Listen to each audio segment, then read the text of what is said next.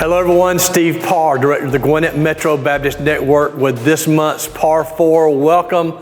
We are right into the summer. Now for today's Parr Four and next month in July, it's going to be just a little bit different. And I want to talk about our network and let you learn a little bit more about it and learn how you might pray and help other churches along the way.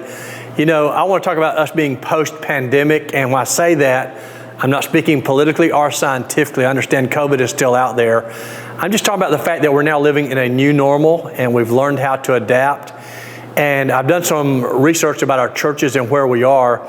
You know, it's hard to look at what was happening before the pandemic because attendance has changed. And I know a lot of us are wanting to go back to the way it was before, but we're not going back. And we need to look at how we go forward. So I really haven't even considered 2019 before I arrived and how many were attending and how many baptisms. I'm really looking at not even 2020, which was the year of the pandemic unleashed, and our churches were in many cases closed down for months or weeks at a time. But looking at 2021, I'm encouraging churches to measure from Labor Day 2021 to see where you are and forget about what happened prior to the pandemic and do not compare to the year 2020. So where are we at? Well, when we look at last year, 2021, if you look at the average church in our association, our network, averages 110 in worship and averages about 50 in Bible study, small groups, Sunday school, whatever they might call that. Now, obviously we have a lot of larger churches, including the one where I'm right now, Sugar Hill Church, doing this video. But when you look at what is more typical, the typical church in our network averages about 65 in worship and about 20 in Bible study. Now, what I mean by typical is this. There's a median, meaning half have more in worship, half have less. So half have more than 65 in worship, half have less than that. Half of them have more than 20 in Bible study, half have less than that. So that's where we are right now, and that will help us looking forward. But here's the number that's really challenging, and I'm not saying this with any judgment, but it challenges me, and I hope it will you also. Last year, our churches cumulatively experienced 546 baptisms. I don't know how that sounds to you, but let's think about this. We have a population of 946,000 people in our county. So that's not a lot.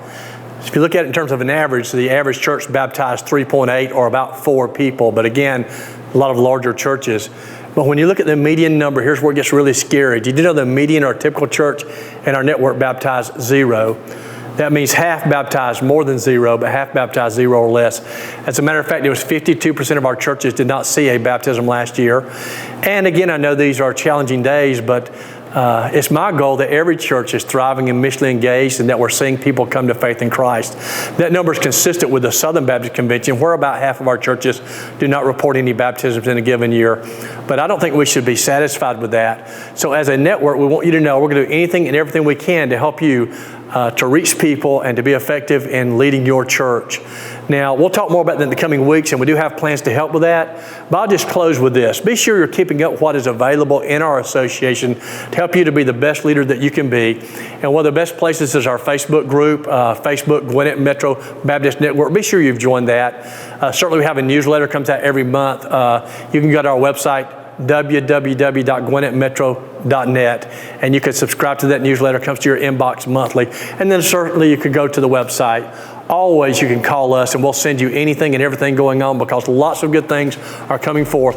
We want you to be a part of it. So listen for more as I talk to you on next month's Parr Four.